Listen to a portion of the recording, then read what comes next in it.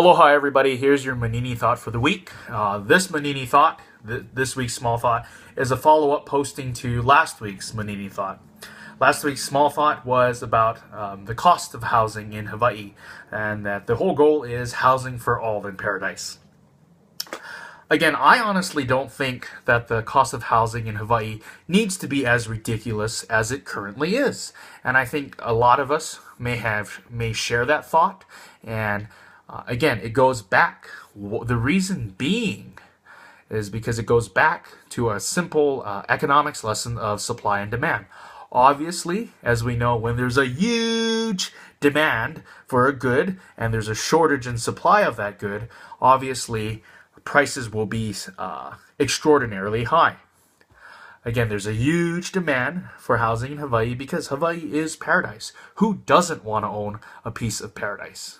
Yeah, there's a demand by locals and non-locals to say.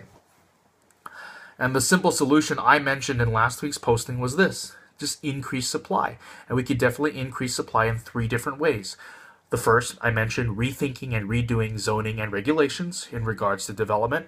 The second being the government fulfilling its obligations, specifically to funding the Department of Hawaiian Homelands. And 3, if we exhaust the first 2 ways, at least get the discussion going of development, potential development of artificial lands in the islands. I know that one would be a major controversial issue, but again, that's if we exhaust the first 2 ways of increasing the supply for housing.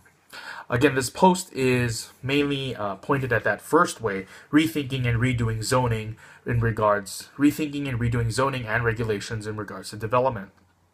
And regulations wise, the more parties that get involved, obviously the process becomes a whole lot more complex. There's the developers, there's the community at large, there's the federal government, there's the state government, and then there's the local government. Local government including the county of Hawaii, the Big Island, the county of Maui, the county of Kauai, and the city and county of Honolulu. So when you have all these different parties involved, the process of development comes that much more complex because there's all these different regulations, there's all these different requirements.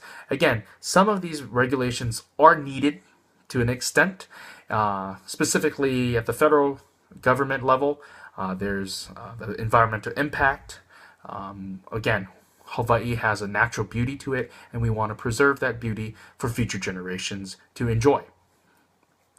Now, mainly on the zoning side, I should be more specific, land usage to say, is that if you visit the Office of Planning, the state government's Office of Planning, specifically the Land Use Division, you'll notice that all acreage, all land in Hawaii is divided into 4 categories. First being conservation, second being agriculture, third being urban, and the 4th being rural. Hawaii, I didn't know this, Hawaii has a total acreage of 4,112,000 acres of land. That's a lot of land there. 48% of that is designated for conservation, and that's definitely understandable, as we definitely, again, want to conserve the natural beauty of the islands, not only for the native animals that live in those areas, but also for future generations to enjoy the islands. 47% of the land is designated for agricultural purposes, 5% for urban development, including residential development, commercial, industrial, and all of the sorts. And within that 5%, less than 0.5% includes rural development. So here's my thought, here's my proposal, is where we get the discussion going, is the 47% of the 4,112,000 acres. Do we really need 47% of our land still designated for agricultural purposes? To kind of discuss the importance of agriculture in the islands. It dates way back to the Native Hawaiian Kingdom, where the Native Hawaiians really figured a way for self-sustainability. And that self-sustainability in regards to the land was the Ahupua'a system. From the mountain to the sea, the Hawaiians figured a way to really cultivate the land to sustain themselves, housing-wise and food-wise. From the waters that flowed from the mountains down to the sea, the waters were used to grow certain crops, and all the way down at the sea, a bunch of us know that there were the ancient ways of fish ponds. So agriculture has an important role in Hawaii in that way, and also the plantation days where there were sugar plantations and pineapple plantations. But nowadays, we are on that trend of figuring a way to make Hawaii self-sustainable in agriculture, but there hasn't been much progress to say. I mean, some, but not as much as we all currently hope. And there is that big demand for housing. So, but there's 47% designated for agriculture. Is it truly necessary for us to save 47% for agricultural purposes when we have the issue of a housing shortage? There's a housing crisis. People cannot afford the ridiculous prices in Hawaii. So my proposal is this. Instead of 48% of conservation, let's boost it up to 50%. So everybody's happy that we're continuing to conserve land in Hawaii. Agriculturally, let's bring that number down to 35% so that we are still committed to getting Hawaii back on track to being agriculturally sustainable. Now for urban development, with a specific goal of focusing in on residential development, let's boost the designated percentage of land up to 15%.